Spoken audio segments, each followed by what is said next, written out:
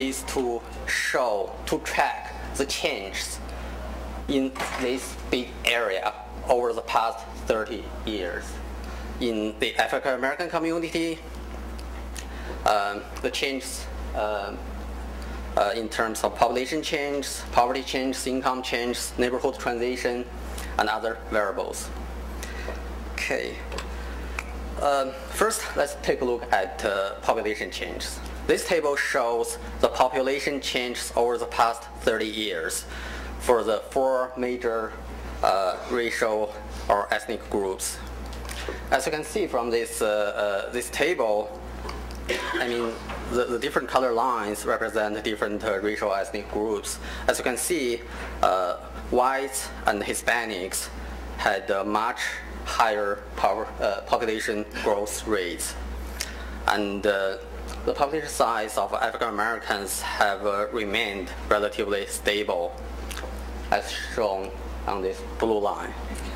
So, as a result of this population change, by the year 2011, there were about 1 million African Americans living in the Houston metropolitan area, and the size of Hispanics were about twice the size of African Americans, and whites were still the dominant group with about 3.7 million people.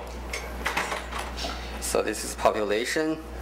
Let's take a look at how the population were distributed in this area.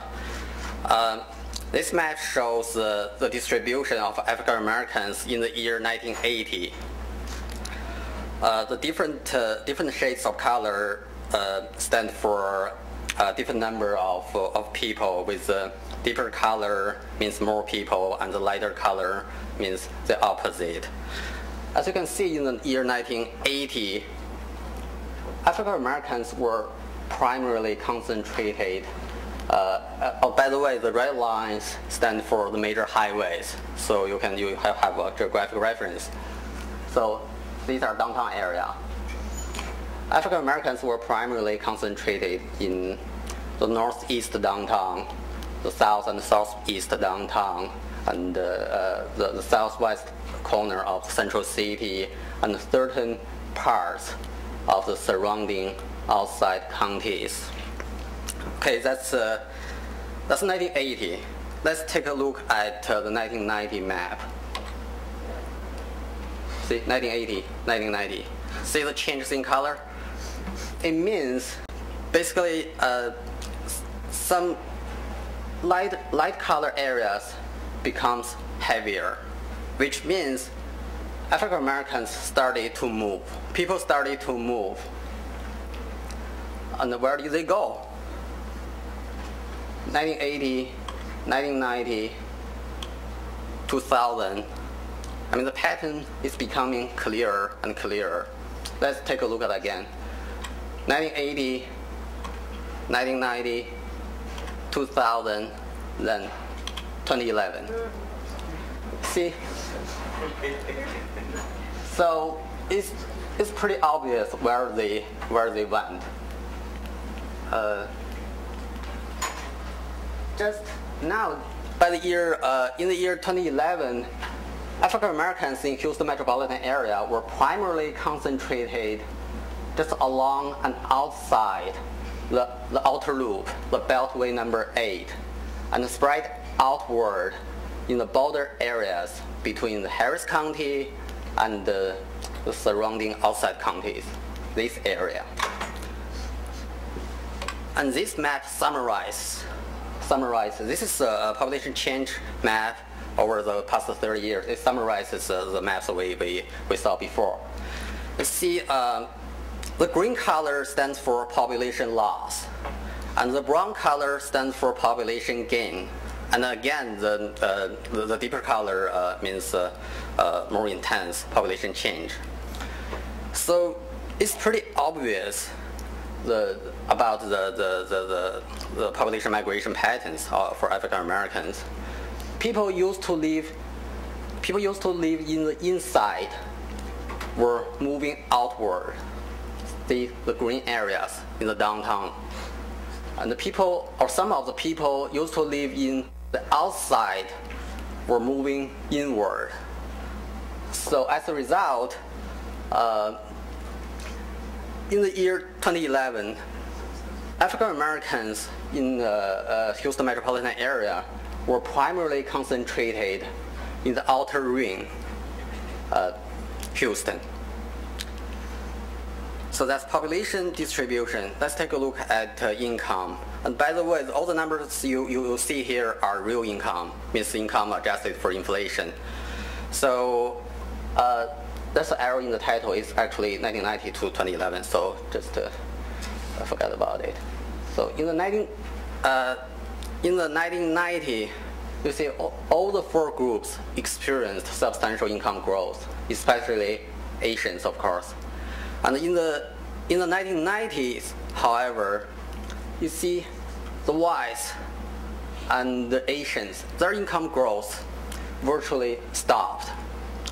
Well, African Americans had the most substantial income increase in the 1990s. And again, this is what happened in Houston Metro with Harris County and all the surrounding counties. This is not Houston City. Houston City might have a very different story. Okay, poverty. This table basically shows African Americans' representation in the poor population. So all the blue bars stand for African Americans' share in the poor population, while the red bars stand for their share in the general population. So for example, these two bars, this blue bar means in the year 1980, about 36.2%. In all the poor population, about 36.2% were African Americans. Well, in the general population, only 18.1% were African Americans. What does it tell us? It tells us African Americans were highly overrepresented in the poor population in the 1980s. Then 1990, 2000, 2011. See the pattern? African Americans' overrepresentation in the poor population declined significantly and consistently. So in the year 2011, African Americans were almost not overrepresented in the poor population. Again, this is what happened in Houston Metro, not Houston City. Okay, so if African Americans' overrepresentation, their relative share in the poor population declined so significantly, there must be some increase in other racial groups. So what do you think it is? Hispanics? This is the pattern for Hispanics. See, in the year 1980, overrepresented in the poor population. 1990, even more overrepresented.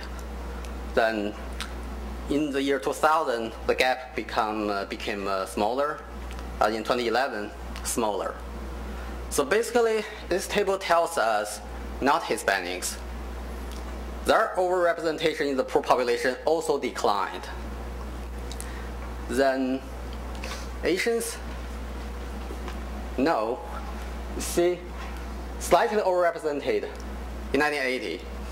Then 1990, underrepresented. Even more underrepresented thereafter. So I guess you know which group it is. It's whites. So in the year 1980, in the poor population, there were about 40% whites. Well, in the general population, whites accounted for like 73%. By the year 2011, the whites' share in the general population declined to 64.6%. Well, they still, their representation in the poor population still remained like 40%. So this is what happened, the whites. Next, let Jennifer present to you the African American poverty rate distribution. Hi. I'm afraid we can't see a lot of details in these maps, but I'm going to give you a quick run through of the changes, and then the overall changes, and then the incremental changes from year to year. I'm actually not sure how to work this. Okay.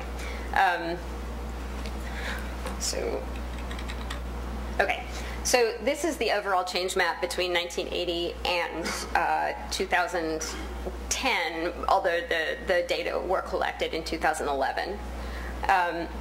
As you can see, well, let me just explain. The color ranges are poverty went down on the sort of brown or burnt orange end of the scale, and it increased on the blue end of the scale. So you can see there's not really a clear pattern over the period of the changes. You can see a little bit of pockets of extreme change, increase in poverty in certain areas. Unfortunately, the census districts near downtown, or rather in the central Houston area, are quite small because the population is higher there than it actually is per census tract in the outer line communities. But interestingly, I guess, Fort Bend County had a distinct decline in poverty in these areas. And just on a side note, Fort Bend County, the increase of African Americans living in Fort Bend County was the growth was extremely large between the year 2000 and the year 2010. We talk about that in our demography brief, but our first demography brief, but we're still a little bit unclear as to why. That's something I'd like to talk to people about today.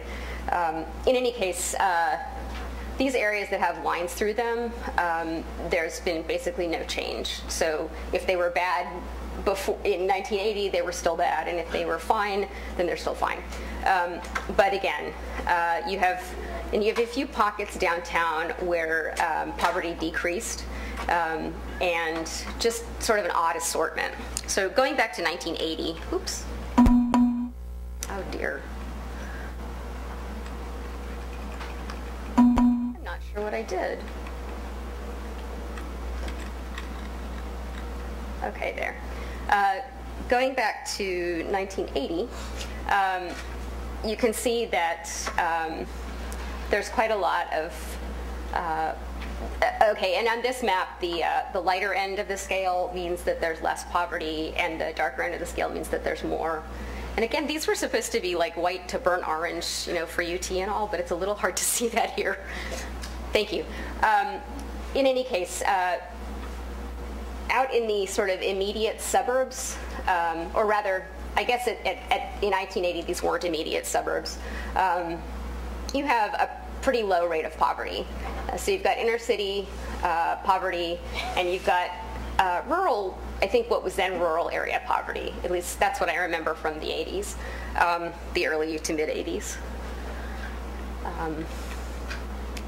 So the poverty appears to increase in these, what were then, I think, more rural areas, with the exception of like Galveston. Obviously that's not rural. But again, they also increase in the central city. I have a few more detailed statistics, but I think maybe we'll just save them for the panel. In 2000, again, you have this pattern of sort of a lack of poverty, and I think what was then becoming more common suburbs of Houston. And I think in general there was a movement that I understand came along with the school system integration pattern that went through that period, and that a lot of whites especially left Harris County. But I think in addition, because apparently there was this interpretation that the schools were improving outside of Harris County, people moved towards the edges, near it but not in it anymore, although that's not obviously entirely true. But again, you've got this inner city poverty level, and by the way, the darkest sections are 50% of poverty to 100% poverty, and that's the rate. That's the number. That's 100% means that if of all the African Americans living in these census districts, they are all below poverty line. 50% is 1 in 2. And then in 2011, interestingly, you had a pretty big decrease. As you can see, the light-colored census tracts in number grew. Overall, these, I think, have tended to follow, to some extent, the larger economic patterns in the area, and also major demographic movements, like, again, the one that the school system related one, but also the sort of depression that happened with the fall in oil prices in the late 80s. And I think we might be able to talk about that in more detail during the panel discussion, but you'll see that 1990 was a very bad year for poverty. In any case, I think that kind of concludes what we're going to cover, at least giving you an introduction to the stats. Oh, great! So I can cover a few details. We'll go back to the change map. I'm going to just read through a few statistics that I found kind of remarkable. So in the area, we're using year 2000 census tracts to do comparisons between the years, and there were 886 of them. In 1980, 10 census tracts in Houston or in the Houston metropolitan area, had a poverty level of 75% or above, and 35 were at 50% or above. Among those, 3 of them were at 100%. In 1990, 25 were above 75%, 16 were at 100%, and 102 were at or above 50% poverty. That's 1 in 8 census tracts, essentially. And there, only 10 of those, though, were in poverty at or above 50% in 1980. In 2000, 18 were above 75%, 7 were at 100% among those, and 58 were at above 50%, 25 of those being at or above 50% in 1990. So you actually had a decrease. Thank you. Can I just cover one more real quick? In 2011, the numbers actually fell to 6 census tracts at 100% poverty, 32 at 75 or above, and unfortunately 98 were again at 50% or above. So anyway, I thought that you might be interested in the sort of stark reality of that. And again, those are just at 50% poverty or above. That doesn't even count what in this case is perceived as lower rates of poverty, but still quite high. So we have a lot more to tell you, but we're not going to cover it in the introduction here.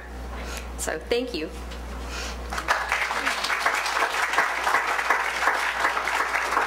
Thank you very much,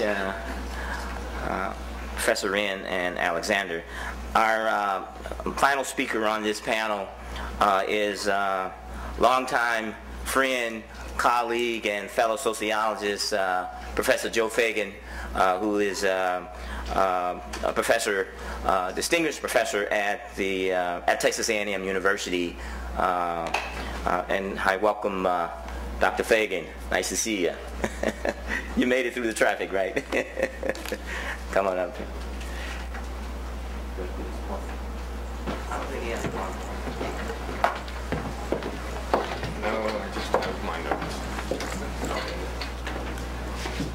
Let me also introduce one of my top graduate students, Glenn Bracey, who's co-author on this paper and is going to take the last bit of what we want to say today.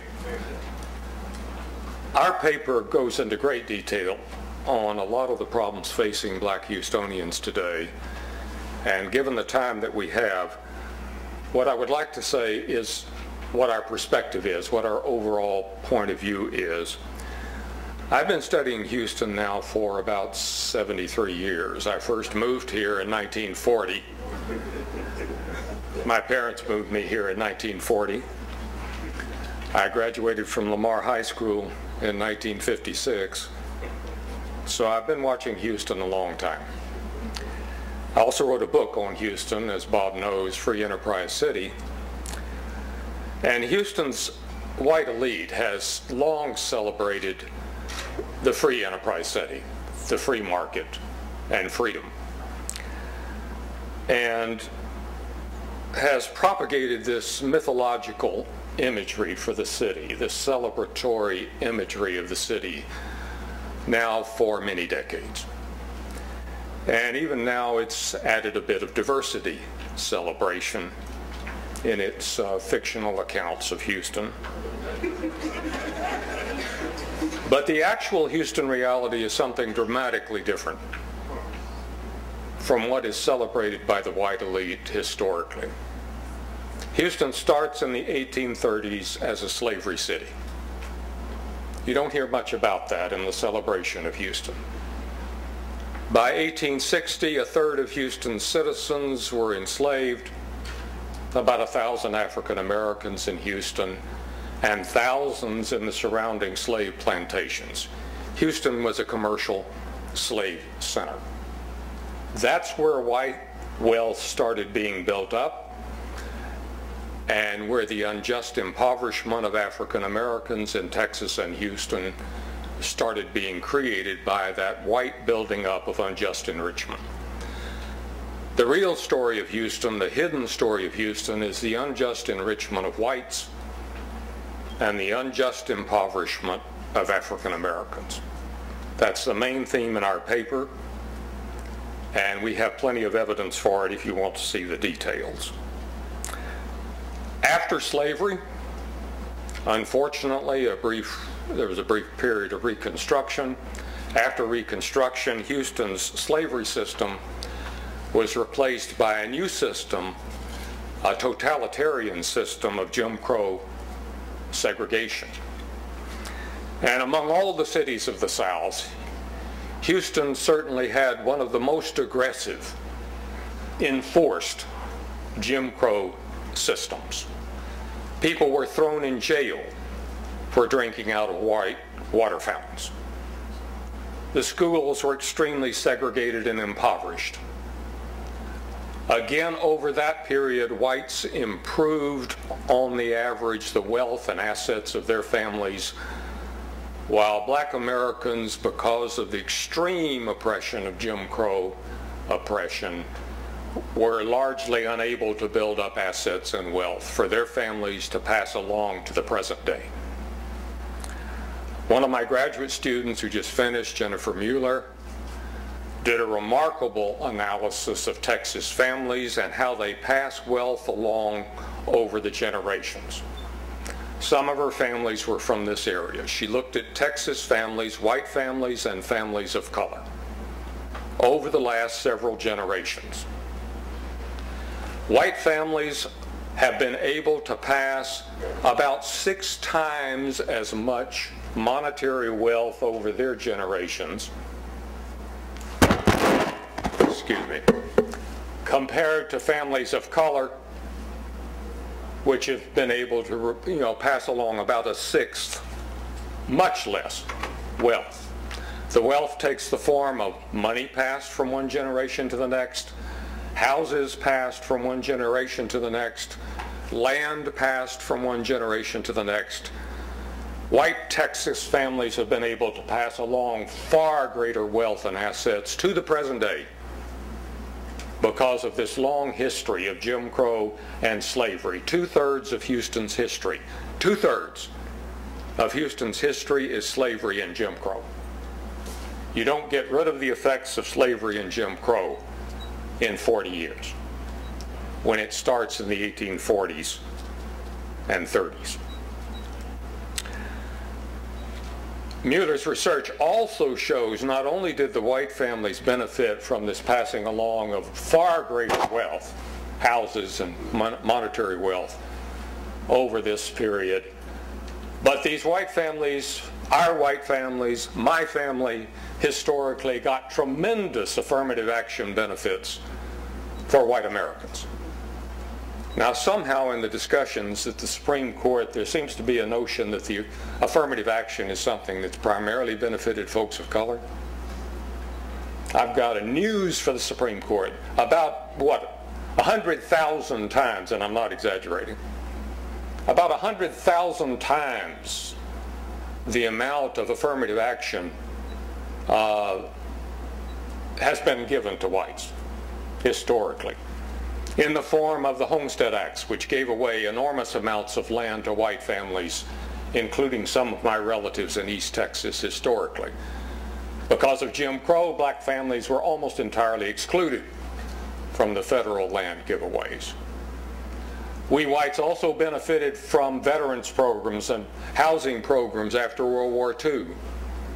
Largely, black Houstonians and black Texans were largely excluded from those programs.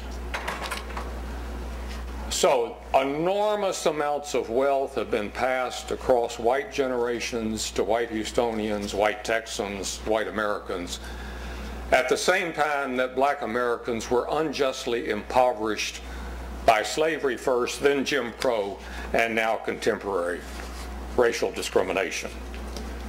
In the paper, we developed discussions of 3 areas where it's easy to demonstrate continuing racial inequality in Houston and how it's rooted in this past history of unjust enrichment and unjust impoverishment. We examined continuing police brutality and police malpractice in Houston. We examined the patterns of residential segregation. Houston's still the most segregated city in Texas, big city in Texas, even though it's improving slowly. It's still one of the most segregated cities in the country, as segregated, for example, as Los Angeles. So Houston has these fundamental problems of great wealth inequality, great economic and income equality in Houston today.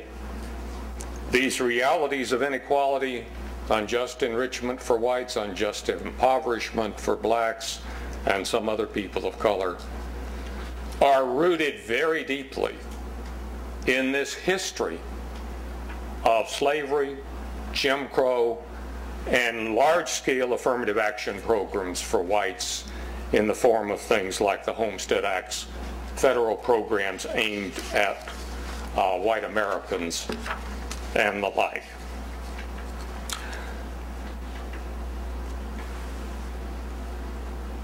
Like other black Americans, black Houstonians regularly experience James Crow Jr. racism. Another one of my graduate students recently interviewed black pilots in Texas and the Southwest, and she was asking one of the pilots what he faced in terms of discrimination today, and he said, well, you know, I face racial discrimination. It's not quite like Jim Crow, but it's sneaky, it's concealed. It's often hidden under a pretty face. He says, you know, it's kind of James Crow Jr. racism. And I think he's right. The face of Houston is increasingly, particularly by the elite, prettified, rosy, celebratory still, but just below that surface is still this long history of unjust enrichment and unjust impoverishment. Now Glenn's going to pick up from there, maybe on possible solutions. Like Joe, I've been studying Houston for 73 years.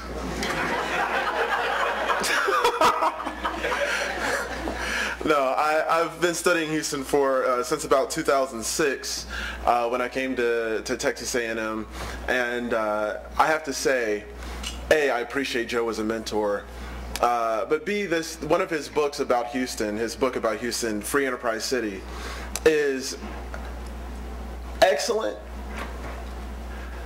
and yet the language around Houston, I have to say, as a black man who is not a native Texan, is infuriating. because there's so much discussion of Houston as free enterprise, so much discussion of Texas as the Texas miracle, so much discussion of Houston as the place where when America has ups and downs, Houston has managed to float by and do better than the rest of the country, and it holds itself up as an excellent example. And then I look and I say, free enterprise? When was it ever free? When we think about and take seriously the things that Dr. Fagan just laid out, and the things that people will talk about today in terms of the empirical realities of Houston and the racial inequality, we have to recognize that that rhetoric, to the extent that it was ever true, was only true for whites, right? And that rhetoric, if we stopped to really think about what we're doing here today in terms of our own discussion and in terms of our own research, when we talk about the racial inequalities in Houston, what we're implicitly doing is comparing the white life outcomes on health, on residence, on income, etc., to people of color's life outcomes. And that's how we're demonstrating inequality. And on some level, that's what you have to do for empiricism, because you have to deal with the reality that's out there.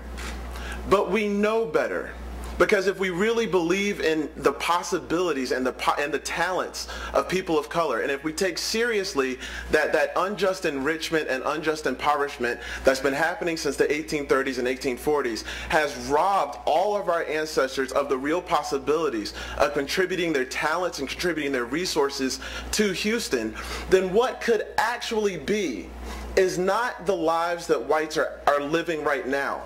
What could actually be, and what should be always our implicit measure, is not the reality that we see, but what we can imagine would have been if all of our ancestors could have contributed really their talents and resources. If Houston really had been a free enterprise city. So it's difficult because we are scientists and we're stuck to the empiricism, but I encourage you all to today and perpetually keep in mind and keep as your implicit measure, what if there was not white racism? How might Houston be different? And if you believe in our actual talents, like I say, then all the things that whites have been able to do over the last 100 and some odd years in Houston would be multiplied 10, 20, 100-fold. That's the reality. So with that vision in mind, we have to account for all the things that we talked about. What can we do, right? Beyond imagining what could be, what else can we do? Well, lots of people in Houston have taken up that challenge, and they have formed major coalitions. There are coalitions around housing revitalization, especially in the Fifth Ward. There are coalitions around black imagery, and there's film, and all these things going on to encourage the city to move forward. One of the coalitions that I have studied in particular is the SEIU, which has organized janitors here in Houston. If you know that was a major fight in 2006, another major fight in 2012. In both cases they had to strike, and in both cases what's important is they were able to address some of the things that we talked about, some of this inequality, by looking at how it actually forms and forming major, large, multiracial, multi-institutional coalitions that were able to attack the problem. Because it's about more than just income. As Joe pointed out, the racism is systemic, it is institutionalized, and so our reactions have to be both systemic and institutionalized. So what the union was able to do was get a contract, 2 contracts now, that gave health care to the workers, 5,000 janitors plus in Houston, and we're able to raise the wages from $20 a day in 2005 up to $9.35 an hour now. It's a very impressive and meaningful change in people's lives, and it moves toward the thing that we are emphasizing. That is the history of asset building.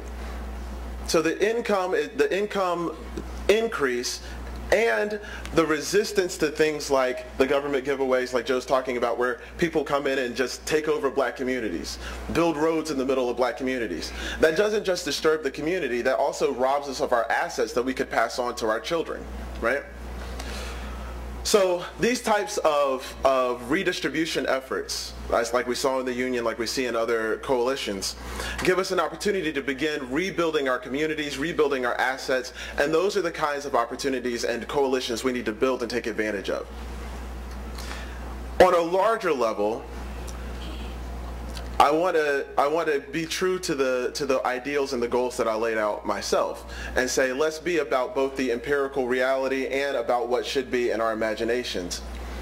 And we know that if the problem is assets and systemic inequality and institutional racism, then we need very large-scale, long-term corrections. And even though it's politically difficult, Joe and I would both advocate for true reparations.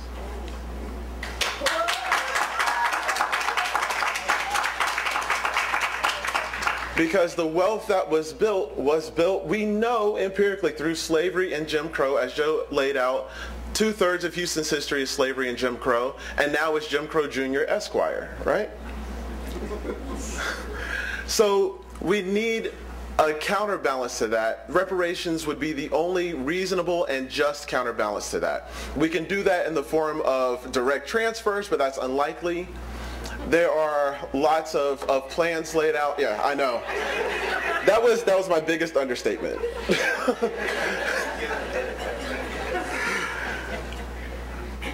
But things that we can advocate for in a meaningful fashion. We can advocate for large government programs that move assets from communities where there's unjust enrichment, namely white communities, to communities of color to equate for that unjust impoverishment that's been happening on a large scale, and that demonstrate a faith in communities of color to know what our needs are, to use those funds and opportunities in ways that benefit us, and to build our assets over time in a way that can equal out the problem and bring about the justice that we claim that we have.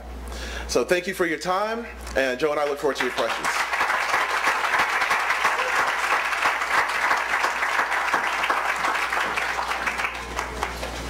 Thank you very much. Yeah, we take a seat. We'll bring a couple more chairs up. Could all the panelists, speakers, presenters, I'm sorry, come to the podium?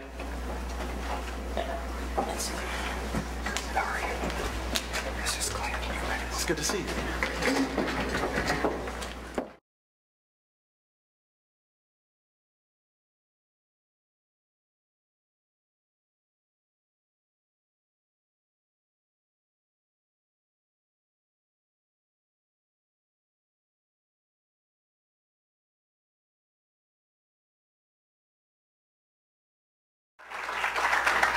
At this point now we have Q&A, and for those individuals that may have questions, you may come to the mic. We have 2 sets of mics on the in the audience, and as the moderator, I'd like to take the moderator's prerogative and start off with one question.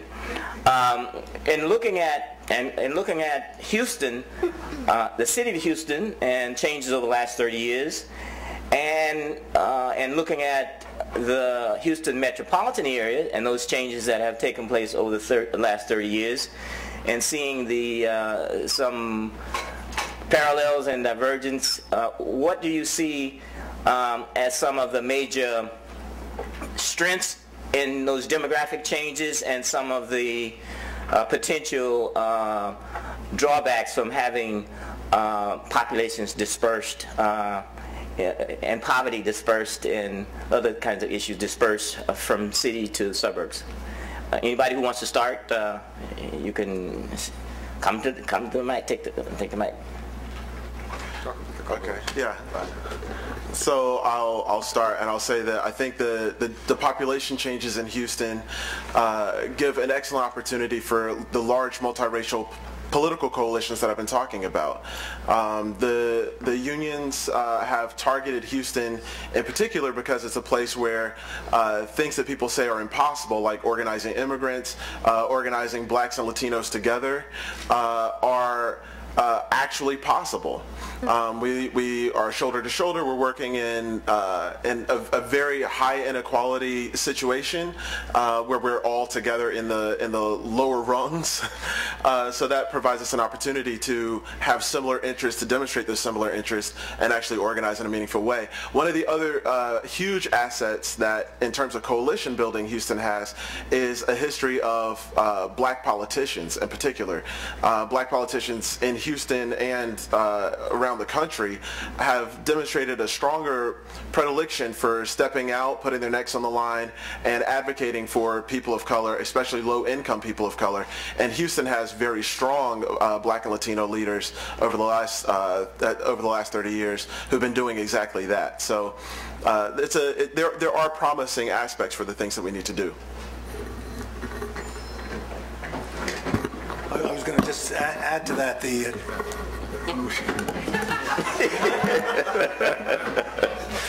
I think that's the great potential now, with the surging growth of Latinos facing very similar challenges to African Americans, to build those coalitions. And I worry about some of the antagonisms that develop. There are areas where Latinos and African Americans have somewhat different agendas, but overwhelmingly the common interest in opportunity, in education, in access to health care, the great opportunity now. We're no longer a biracial world, we're a multi-ethnic world where the majority of folks, growing majority, are the ones that have been disenfranchised by this history that we've all heard about. This is a great opportunity, it seems to me, in the next period of years to form those coalitions, to bury some of our anxieties about each other, and to build truly powerful coalitions of poor folk arguing for some redistribution and equity. Yes. I was just going to make a note about that too. I grew up in Austin, moved there in 1977, so I actually lived in Texas this whole time that we've been talking about. But I don't know whether this is actually helpful, but I would like to look at it as possibly being the decline in working middle and even upper middle class incomes over the past decade especially, perhaps have helped to give the white population a better frame of reference. And as a woman in the white population, I've always had a lower income than men in equitable areas. And so I've had a little bit of that perspective for a while. It seems to me that gives you a great sort of, it presents a sort of equalizing force, because if we're all low-income people, which at the moment I think we really are, because I'm a student and he's a postdoc. So anyway, in any case, I hope, even though that is obviously not a beneficial thing for any of us, perhaps on the reverse side, it helps to unify us in some way. Have the speaker question?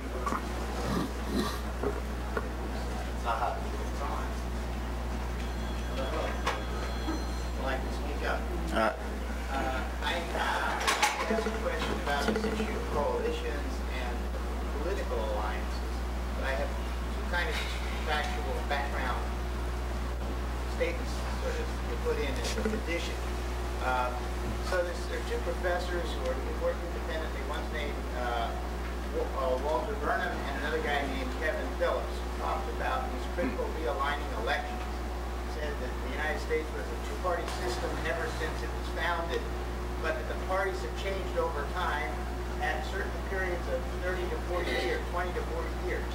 And I've been waiting for a change for a while, because the Republican coalition, the so-called Southern State or Sunshine State Coalition, was basically in power at the federal level from 1968 to to 2008, two exceptions, with Jimmy Carter and Bill Clinton.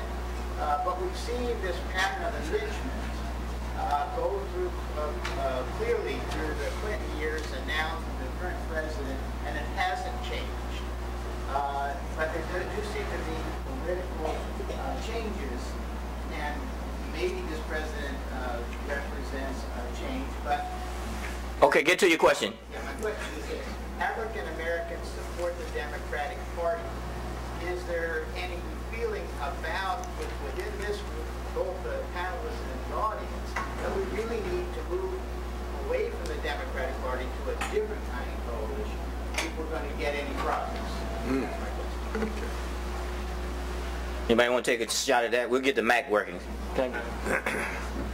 I think clearly that given the depth of the inequality, the racial inequalities, and the pervasiveness of racist discrimination today, and the fact that the overwhelming majority of white Americans still think out of a very racist white framing of society, with a thin veneer of why can't we all get along? Color blindness. But, you know, we have Brittany Slayton, Professor Slayton over here, who just did a study of white males' views of black women. You don't want to read what she found. You do it anonymously on the web, and we white men will rave in extremely racist terms a great deal of the time. So we have a huge white problem. The problem of race in America is the white problem. The problem of Black Houston, in one sense, is this history of white oppression and reorienting the white population toward ideas of reparation and change. We need another massive civil rights movement, human rights movement. You know, it's even got to go, I think, Fred, beyond political movements. Until we have a massive movement for justice and equality, which this country has claimed for 400 years, right? These deep racial inequalities will just perpetuate themselves. If I could add one note, if I could add just one note about coalitions, that's my major focus. I would say, if you'll notice, the way that I talked about coalitions, I did not talk about politics as the end goal of those coalitions, right? That there's, and if we just look at the news, we might notice how the Democratic Party does get a lot of support from African Americans. But when you look at the work that African Americans are doing, we're doing work that is extra political, that's also within the political arena. And when we're doing this work, we think of politicians and the Democratic Party as a tool and not an end in and of itself, right? So I think that that's a healthy way to look at politics, look at government, look at institutions. Maybe I just one quick thought here is the growing inequalities are affecting white Americans as much as they are African Americans. There's a growing underclass of whites that have lost the jobs that used to be here in the blue collar world and are not able to get back into this new global knowledge based economy. So there are opportunities for coalition there too. And it's taken 30 years, but Obamacare is the first serious effort to address the growing inequalities across the board. And it seems to me that there are opportunities here. It's a division not so much by ethnicity, as I say, as it is by class and by access to the avenues that allow people to move forward in a rigidity, an increasingly rigid occupational structure. There's more inequality in America than there is in any industrial country in the world. There is less chance that a poor person in the United States, starting out poor, will make it into the middle class than a poor person in Europe. All of that sense of what it means to be American is up for grabs. And it seems to me there are opportunities for new kinds of coalitions to rebuild the America that the vast majority of Americans believe in. Can I add something really quickly? I think building on what the other speakers said, but in addition, adding a little piece of information, the economic changes that seem to have been carried on actually started, I believe, with Nixon, but were carried out very strongly with Reagan, both Republicans, but and the economic impacts of those seem to be so strong that those with extreme amounts of money have the power in this country outside of the political system, so the political system in some ways doesn't matter.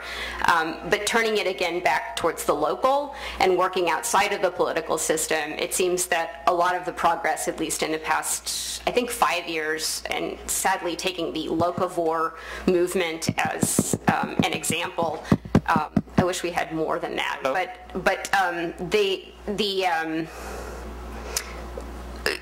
at least in Austin, that's been a method for overcoming food deserts. So you have a direct impact on people's lives that's completely independent from the political system, and that's probably where the progress needs to be made. Already was partly answered by Dr. Kleinberg, but I have two issues on the table, it seems to me. One is racial injustice, and the other one is the economic injustice or the class difference. And so we've talked about coalitions. Sometimes when we're talking about it, it seems to be coalitions of color, people of color who are experiencing racial injustice. But we have a new reality which you all just talked to, and that is this big injustice that the whites, people like me, are also experiencing. It's nowhere in the same realm. But I'm just wondering if you have any more to say, any more ideas about, number one, whether white folks can be part of these coalitions in an understanding way, and two, how can we, or number two would be, does the economic injustice that more people are beginning to experience give us a vehicle to join in coalitions? I don't know if they're on the same level or should be considered as such, but I'm wondering. Back to you all. Yeah. Unfortunately not. Still taking a hard line. I think Dr. Du Bois, W.E.B. Du Bois, once pointed out that we whites got the public and psychological wage of whiteness in return for not joining coalitions that would improve everybody's economic benefits. And the empirical evidence for that right now is the bedrock foundation of the Republican Party are working class, lower middle class white Americans. The Tea Party, almost entirely working class, lower middle class whites. So again, until we can change, re-educate whites, change whites' views, get them to see that they got material wealth unjustly, that we got wealth unjustly, and deal with that gross fundamental injustice, the only coalitions you can pull whites into will be small numbers of whites who are willing to recognize the racist history of the country, the racist history of our own families and lives, and willing to give up that in order to join coalitions. Most whites are not prepared. Most of us accept these celebratory fictions about the society, that we're a colorblind society. Racism is gone. Reverse racism is the problem today. That's what most working class and middle class whites believe. Yeah. That's the problem. I think there's room for a little more optimism. You're talking about the Tea Party. They are overwhelmingly old whites. Young, all of our surveys, I didn't get a chance to show this here, but the same pattern that we find among African Americans, young whites are the most powerful predictor among Anglos in general about attitudes toward ethnic diversity, support for affirmative action even, or is age. Younger Anglos see a different world than older Anglos. They are coming of age in a time of multi-ethnic experience. They are falling in love with each other. They are dating each other. They are building connections and friendships that connect over those periods. So Joe and I have had long histories of, is it half full or half empty? We agree on the data, but my sense is that there's real opportunities today, and it's not a white-black world anymore. It is a multi-ethnic world, and it's a world of increasing inequality, and it's a world where younger folks are much more ready to work together in coalitions, it seems to me, than older folks, and so there is room for some optimism here. Yeah, it's fairly small. You want to add? Yeah, let me add. as moderator, I'd like to add 2 cents and chime in with my 2 other fellow sociologists, 3 sociologists. I think I agree with both perspectives. I think, but also add another flavor. I agree with my 2 white colleagues. I think that, and being a black person most of my life, I think a lot of the racism and racism is going to have to die off, and we're going to have to put in check the reproduction of young races, white races. So with the combination of the 2, of the old ones dying off and putting in check the reproduction of younger ones, I think there's hope. Can I make a... Yes. Okay. Again, my work is primarily about interracial political coalitions, so I would like to add a couple of things. One, what's important especially is the leadership. The racial makeup of the leadership of these coalitions is essential because whites have a long history of joining these coalitions, taking the leadership, and then moving the coalitions toward white goals and away from people of color's goals. Yeah. And not only away from people of color's goals, but sacrificing people of color's interest to achieve those white goals, right? So if we're doing these coalitions, we have to be sure that at every level, people of color have the power to maintain the direction of the coalition according to what our communities believe is necessary. Thank you. There's a question up front. Yes. We don't have the coalition of Mickey Leland and Ben Reyes today. There's no such version of that, okay? The 18th Congressional District, when Lyndon Johnson called Mac Hanna and said, hey, I'm coming to Houston, we're going to announce the first person of color from the South to run for Congress, and he named Barbara Jordan. Mac Hanna called me and said, we're going to throw a party at the Rice. Let's come on over to my office. We're going to put it together. Well, Barbara Jordan had a question often asked her. Why aren't you a member of the Congressional Black Caucus? And Barbara would stop and ponder, and she'd look him straight in the eye and say, I am a member of Congress. Now, most people didn't get that, but she believed in having to work the system from within. Now, the Democratic Party is not our friend. In order for Lyndon to get her to run for Congress, the local Democrats told him to go to hell. They weren't going to create a seat. So we had to give up a seat, and nobody talks about that. Her Senate seat disappeared, okay? We had to give up that seat to the Democrats so we could get them to support Barbara for Congress. That's totally out the rhetoric. Now, the 18th Congressional District used to stop at OST. Now it meanders out way past there, past Reed Road. All of those changes in the map that you showed and the changes that Stephen Kleinberg talks about, the 18th, all of our black city council districts, our Senate seats, our state rep seats, they are disappearing because of this new inner growth of Hispanics and Asians and whites in the 3rd Ward, 5th Ward, all of our inner cities. Jarvis Johnson says all the blacks are running to the lands, the sugar lands, the Pearlands, the woodlands. That's where they run into, okay? But part of your thing where they created these new Jim Crow laws, one of the laws that was created was about the new housing, subsidized housing. They said, we're not going to fund housing that's over 4 years old. So that meant all the blacks in 3rd Ward who owned apartment complexes. And one day I was riding out at Fondren Southwest and I saw this woman in these big fuzzy house shoes going down the street with all her kids. I said, where these Negroes come from way out here? And they were there because wealthy white builders could build subsidized housing in the suburbs, whereas we couldn't even build it ourselves and repair our own houses in the inner city to make business.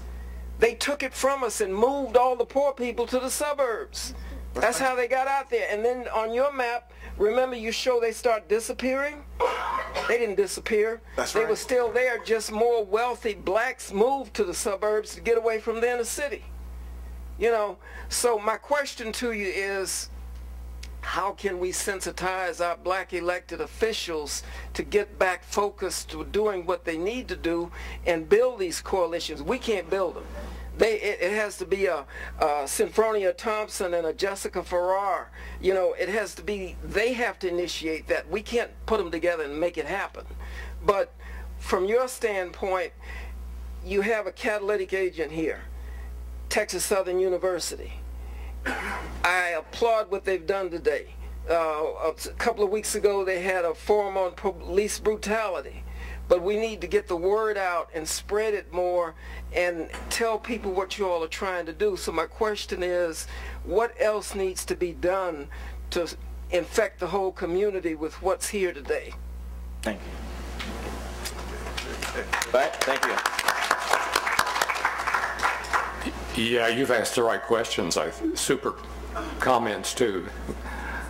It's clear that Professor Bullard and others here really ought to be having sessions like this every day almost, right? And inviting these political officials in, right?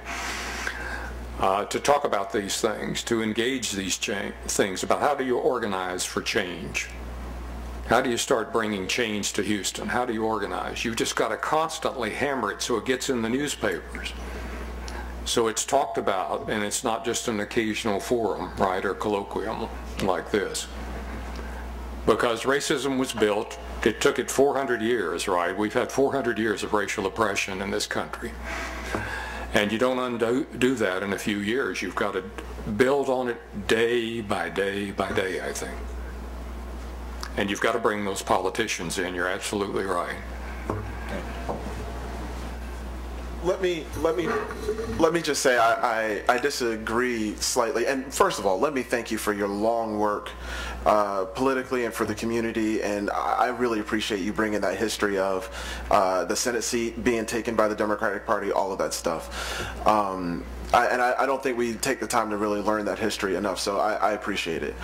Let me disagree just a little bit in saying that I don't think that we should wait for our political leaders to organize the coalitions. I do believe that everyday working class people organize most effectively and are more in tune with the things that we actually need than most of our elected officials.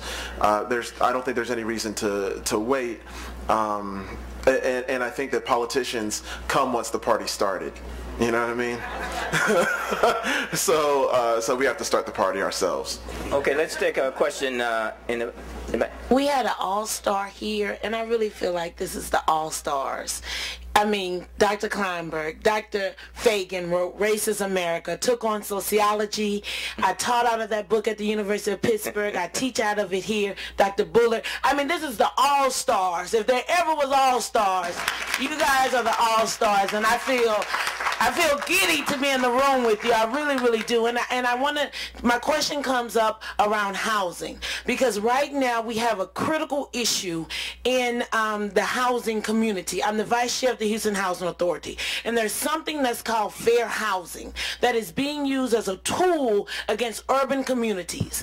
Right now we're trying to bring investment into Southeast Houston, a grocery store at 288 in Airport, a grocery store at Belford and Cullen, and the fair housing advocates who are supposed to be advocating are telling us that it is improper and illegal for us to bring development and revitalization into minority communities because it does not meet the mix for racial. And I keep saying we can't wait for people to come in and take our community. We've got to invest in our community to make our community viable. It's not our fault nobody wants to live with us. That's not until we leave. That's not our fault. Don't penalize us. But we really need scholars to be on the front line because these individuals have put legal cases up against us. We have dollars that are waiting to come down with the disaster 2 money, but we are being blocked by people who say they know what's best for us.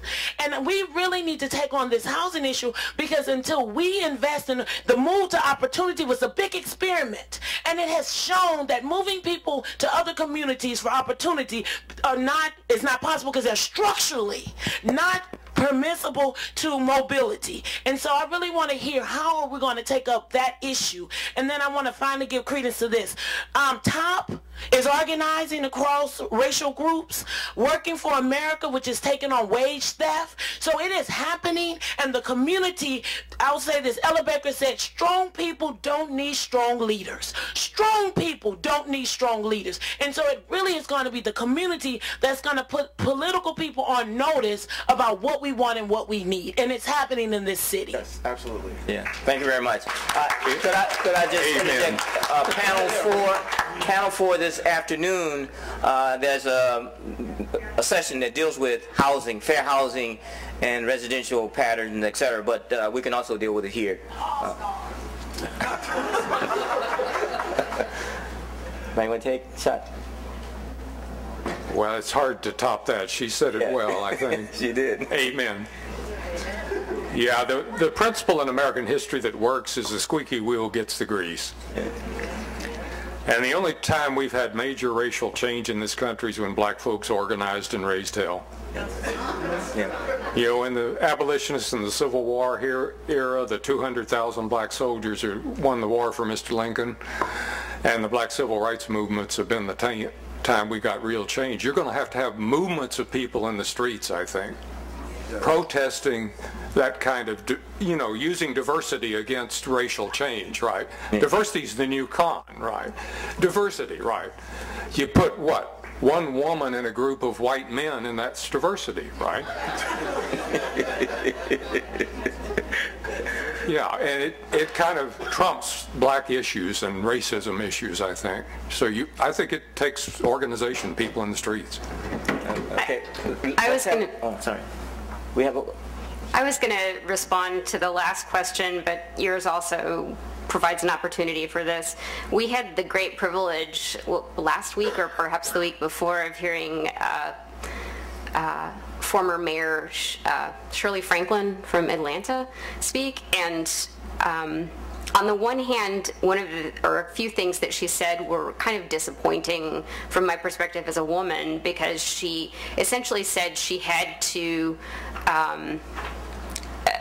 give in to the stereotypical beliefs of the people she was going to be working with and to appeal to in order to get voted, and that she also had to make changes within the system, but she, I guess, creatively and administratively came up with solutions that would achieve the end goal without overtly carrying a race-based mask. Mask is probably not the wrong word, or probably is the wrong word, but she would get change made for the African American community without containing it in packages that labeled it as such.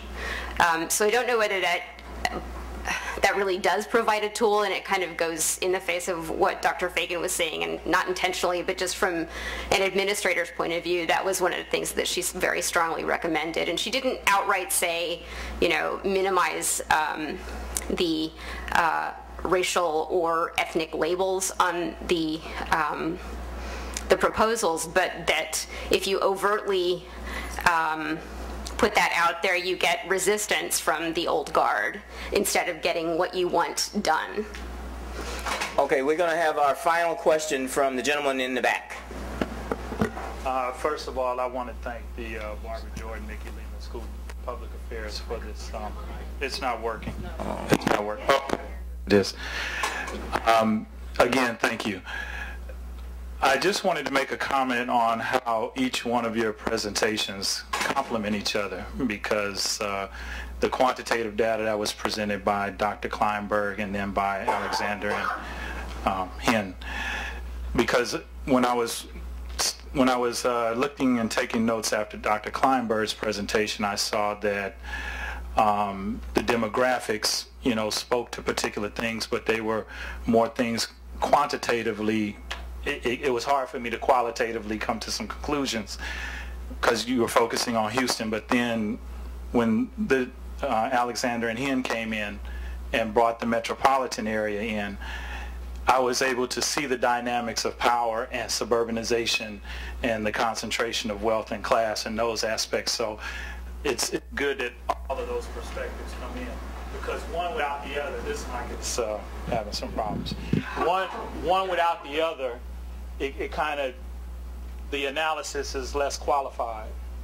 And I just wanted to ask you some questions, Dr. Kleinberg, on some things that you were talking about. Your concept of, you used the word peoplehood a couple of times when you were analyzing the opinions and the attitudes that you got from your research. And I'm trying to translate that peoplehood into power, because you said you did the study over 30 years. Wouldn't you characterize those things as issues of like maybe attitudes or beliefs as opposed to a concept of peoplehood? Because peoplehood would have translated into more institutional presence in the communities and more, I guess you can say, a form of resistance and insistence on a change in the power relations. Yeah, thank you. I was trying to find the right word for what is a striking phenomenon, that among African Americans, unlike Latinos or Anglos, as African Americans move up in the socioeconomic status and get more education and move into the middle class, they retain this very deep sense of connection to poor African Americans, that wealthier Anglos feel no connection to poor Anglos, wealthier Latinos feel very little connection to poor Latinos. So I was trying to get some sense of what makes that happen, and I think it's this feeling of that experience of having been oppressed for so many years, that even when and I think middle class African Americans have a sort of a hold on the middle class, but it's always a tentative hold. It's always a sense that there, but for the grace of God go I, kind of thing. So that it's a source of, I think, tremendous power in the African American community, that they don't lose the allegiance of that as African Americans move into the middle class, they don't move away from a sense of connection to the wider community. And so peoplehood was sort of one word that might help, but I'd be happy to think of other terms if you have them. But it's a remarkable quality that African Americans show in a way that, as I say, Latinos and Anglos don't, which I think is important. Thank you. We wish they would move back to the neighborhood. Well, they come back. Okay. All right. I think we're going to bring this to a closure, and let's give the panelists as well as the audience a round of applause. Thank you very much. We're going to go now into a 10-minute break, and we'll be back in for panel 2 promptly at 10:40. So let's get your coffee, tea,